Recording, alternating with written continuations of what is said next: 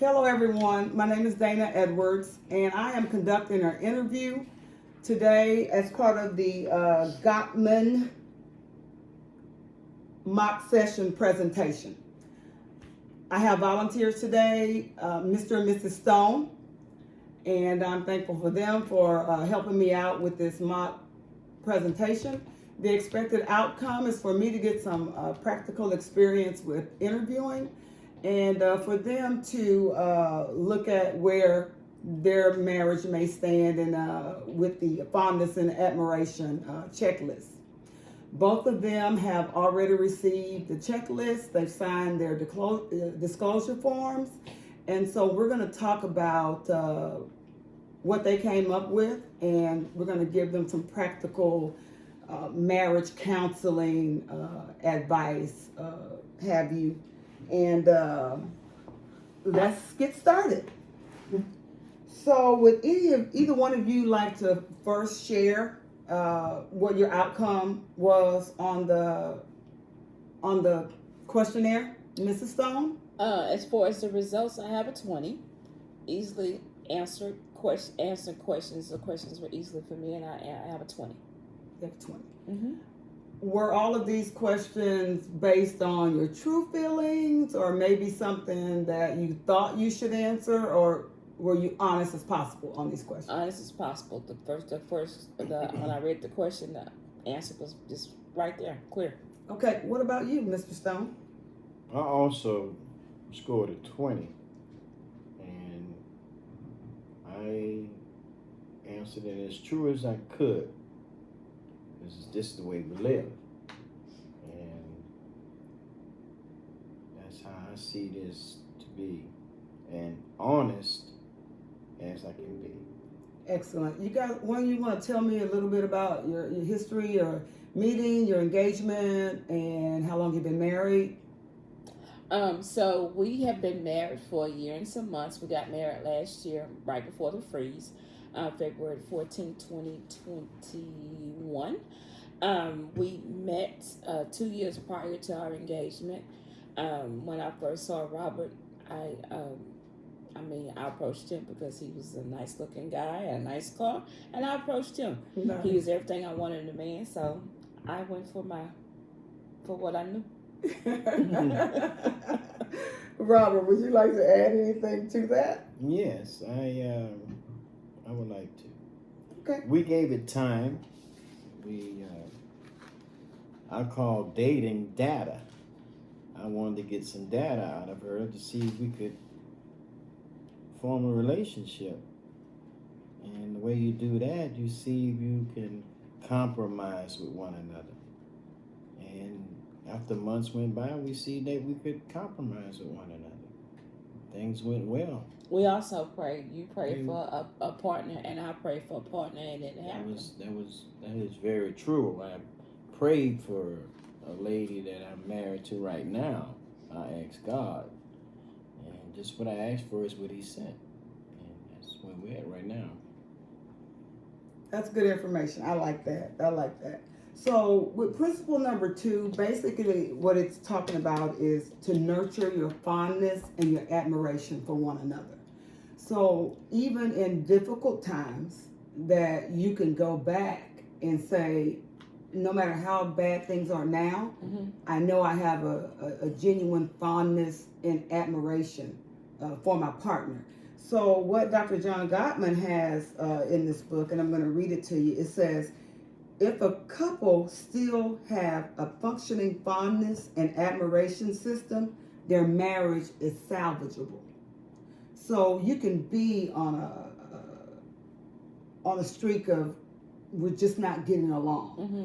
You know, we don't have the same love that we have, and you're questioning those things. Mm-hmm. But what he's saying is, as long as you have and maintain that same fondness and admiration that you had in the beginning, no matter what you go through, your marriage is always salvageable. Okay. Does that make sense to you? It makes sense to you guys? Mm-hmm. Okay, so and that's what we're learning in this class. It says fondness and admiration is two critical elements. It's two critical elements, and you usually find these elements in a long-lasting romance.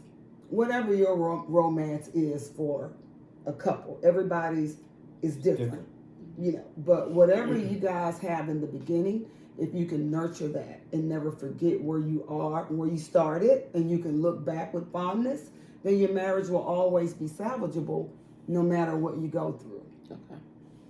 Okay, sounds good. Sounds good. Sounds Yes. good. Okay. So he also in this book talks about the 4 horsemen, right? The 4 horsemen. So the 4 horsemen that can really damage a relationship is criticism, defensiveness, contempt, and stonewalling. So we'll talk about criticism. It's you never have anything good to say about your partner. You know, criticizing, just jumping on every little thing. There's no toilet paper on the toilet paper roll. He left the cup in the sink. You know, just constant criticism. So you always, it's not saying it's never going to happen, but it maybe shouldn't be the constant, you know, in a relationship. What do you guys think about that? That's true. Has that occurred in your relationship? No, it hasn't. No, it hasn't. Well, so I have learned in previous relationships certain things that you avoid. You pick and choose your battles. I mean, Robert is good for leaving. He'll leave something, but he'll go and pick it back up. Right. What I noticed about Robert when I first dated him is he would go in the room and turn the light off, and that's one of my pet peeves. I like for you to turn the light off when you come out the room, and so Right. and he picks up behind himself. He may leave his shoes overnight, but he's gonna pick those shoes up the next morning when he wakes up. He also, I mean, many people have problems with the toilet seat.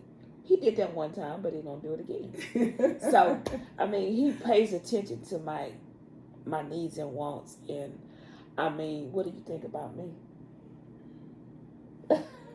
You don't have a lot of things that make me have to constantly tell you not to do it, because you watch a lot. You're very, very mindful, and you watch a lot. And I watch your action, your body, your eyes, what you say, keep me from doing these things. And it does. So I pay close attention to your spouse, and you can stop that from occurring. So you just kind of pay attention to your spouse, and that helps that out. I mean, I have my duties. I'm always replacing the toilet paper in the restroom. That's just what I do. We have different things in the house that he has his duties and I have my duties. That's And, right. and it's only 2 of us in the house, so we don't have a lot of other people or obstacles. Excellent. Good qualities that Yeah. you guys see in each other. Just remember, you know, as it says, to always nurture those. Okay. And when you do have a period of, you know, criticism, Yeah. just, you know, go back and make it right. Okay. Make it right with your partner and be mindful. Okay. That, like Mr. Stone said, be mindful of what you do. Okay. The other, like I said, the other one is defensiveness. It's where you can't say anything without the partner saying, hey, you know, or Yeah. getting upset about it. Yeah. So that's another quality that you need to watch out for if you want to nurture your fondness. You know, keep on having nurturing and fondness for one another and admiration. Okay. The other one is contempt, and the other one is stonewalling. You guys know what stonewalling No. What is stonewalling? is? Usually stonewalling comes in after all that criticism, defensiveness, and contempt. It means you never get anywhere. Okay. I am going to stand my ground here. I'm not Stubborn. going to give a stubbornness. I'm going to stonewall. We're never going to solve this issue. So those are the 4 horsemen. And if you look at them in another aspect of the movie, the 4 horsemen are the bad things that can ride into your marriage, and that they can end the otherwise great relationship. So you want to be careful about being defensive. It doesn't mean that it's not going to happen. It's going to happen in every relationship at some time or the other. But just always remember and nurture that fondness and that admiration you have for one another, and things will work out. Okay. And it says if your fondness and admiration are being chipped away, the route to bringing them back always begins with realizing how valuable they are. If you value your relationship, you value your husband, you value your wife, then you're gonna find a way to fix it. You're gonna find a way to fix it. So I would say you guys both scored a perfect 20 on the fondness and admiration quiz, and that's a great thing. So it says to give yourself 1 point for every true answer. You guys did that. You got 20 apiece. It says if you scored 10 or higher, this is an area of strength for your relationship.